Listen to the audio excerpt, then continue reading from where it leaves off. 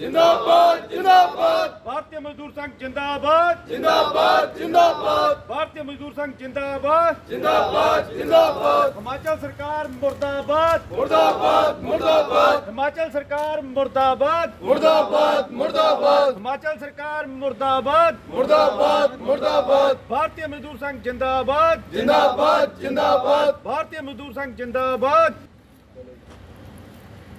जिंदाबाद जिंदाबाद। बीएमएस जिंदाबाद जिंदाबाद जिंदाबाद। भारतीय मजदूर संघ जिंदाबाद जिंदाबाद जिंदाबाद। भारतीय मजदूर संघ जिंदाबाद जिंदाबाद जिंदाबाद। भारत माता की भारत माता की भारत माता की लाल गुलामी छोड़ के बोलो वंदे मातरम। लाल गुलामी छोड़ के बोलो वंदे मातरम। लाल गुलामी। जैसा कि आपको पता होगा, प्रदेश सरकार सुक्खू सरकार ने एक आदेश जारी कर जो यहाँ पे ईएसआई कर्मचारी हैं उनके इलाज के लिए कुछ प्राइवेट हॉस्पिटल को चिन्हित किया था, उनको आज अचानक से रद्द कर दिया गया। अब होता क्या है, उसमें सरकारी अस्पतालों में ही उन्होंने कहा कि जो अभी इलाज होगा सरकारी अस्पतालों में होगा। जो प्राइवेट हॉस्पिटल में क्या होता है, वहाँ पे जो मज़दूर हैं उनका सारा इलाज वहीं से हो जाता है, सारी दवाइयाँ उनकी जांच वहीं से हो रही है। अब जो सरकारी अस्पताल में पता ही है आप लोगों को, ज़्यादातर दवाइयाँ बाहर से लिखी जाती हैं। अब गरीब मज़दूर 10,000 रुपये जिसकी तनख्वाह है वो लाखों रुपयों का इलाज कहाँ से करेगा।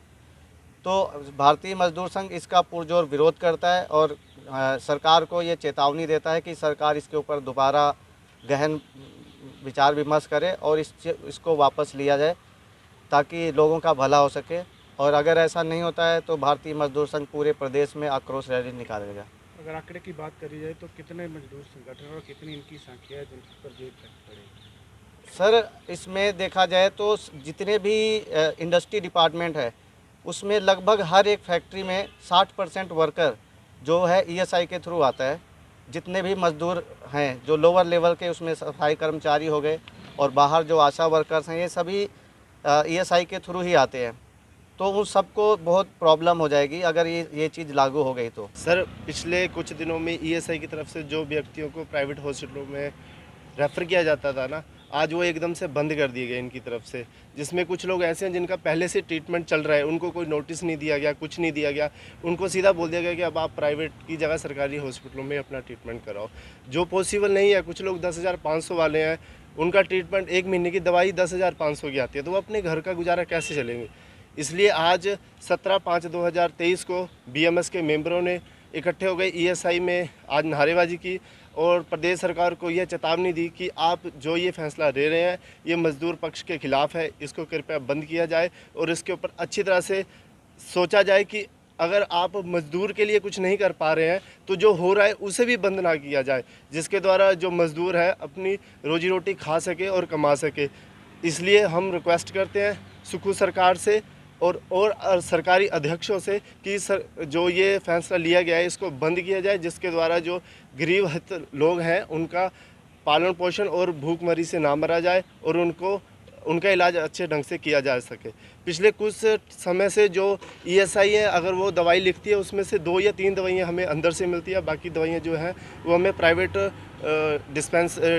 मेडिकल स्टोर से लेनी पड़ती हैं। अभी ईएसआई अगर कोई टेस्ट भी लिखती है तो जो बाहर टेस्ट होता है वो 2300-2400, कोई भी आप अल्ट्रासाउंड रख लो तो वो 800 या 1500 का होता है, और जो ईएसआई उसके हमें पैसे देती है वो सरकारी रेट के हिसाब से देती है। जो सरकारी रेट है वो टेस्टों के बहुत ज़्यादा कम है, जो बाहर टेस्ट होता है वो 2400 का है, तो सरकारी रेट उसी को 200 या 300 में देती है। या तो सरकार ये फैसले करे कि ये सब टेस्ट जो भी हैं फ्री ऑफ कॉस्ट ईएसआई में ही उपलब्ध किए जाएं, या फिर जो पैसे जैसे पहले चल रहा था उसी तरह से चलाया जाए। धन्यवाद। सरकार आपकी मांग नहीं मानती है? अगर सरकार हमारी मांग नहीं मानती है तो बीएमएस एक जगह इकट्ठा होकर इसके प्रति नारेबाजी करेगी और अपना रोष प्रकट करेगी पूरे जोर शोर से।